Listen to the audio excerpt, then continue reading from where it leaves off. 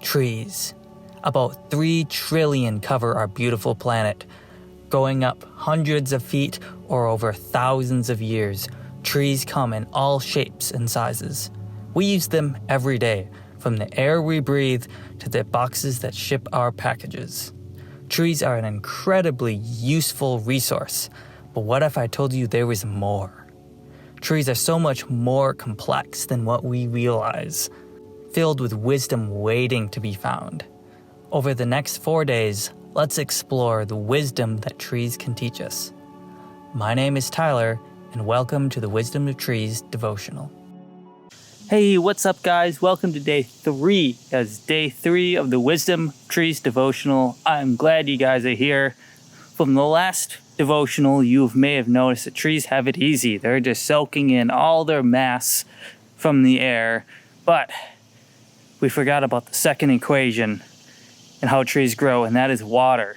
That is why you see me next to a stream, because as we all know, trees need water.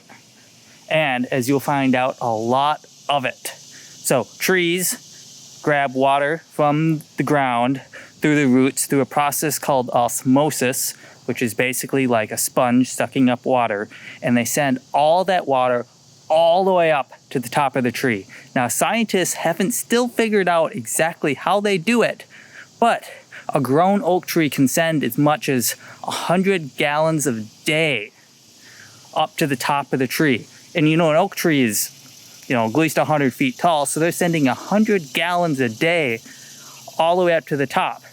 Now, what they use this water for is for photosynthesis. Part of the process, they use water, and they also release some of that water through their leaves as a byproduct. Now, the interesting thing is they only use 10% of that water that they pump all the way up to use in photosynthesis. The rest, they just release off into the air to keep the system going. So now that we know that trees are water suckers, what can we learn about it?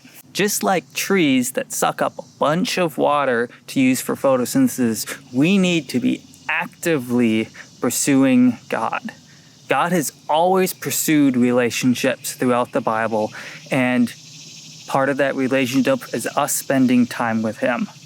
So whether it's reading your Bible, worshiping, reading a devotional, there's lots of avenues to be spending time with Jesus. And because Jesus, during His walk with God, spent frequent times going out into the wilderness to pray, or going out in the mornings or praying with His disciples, spending time with God is a big priority. Psalms 1:2 says, "But they delight in the law of the Lord, meditating on it day and night. They are like trees planted along the riverbank, bearing fruit in every season. The leaves never wither, and they prosper in all that they do." So it's important us to have a steady rhythm with God. Now, I'm not shaming anybody saying you need to do A through Z for God just for Him to accept you, because He accepts you just as you are. But because God prioritized a relationship with us, He longs to be with us. And so praying, reading your Bible, worshiping, going to church is just one of those avenues that God can physically spend time with us. When we slow down to focus in on Him, He can show up and teach us what He wants us to know. God, thank you so much for using trees to let us know that you want to have a personal relationship with us, that you desire and long to be with us. And just like trees, we need to be constantly spending time with you. There's an avenue of ways that we can do this, but thank you for giving us the opportunity to spend time with you while here on the earth. Thank you guys for watching day 3 of the Wisdom of Trees devotional. I hope you guys enjoyed it, and I hope to catch you tomorrow for the final day. Catch you then.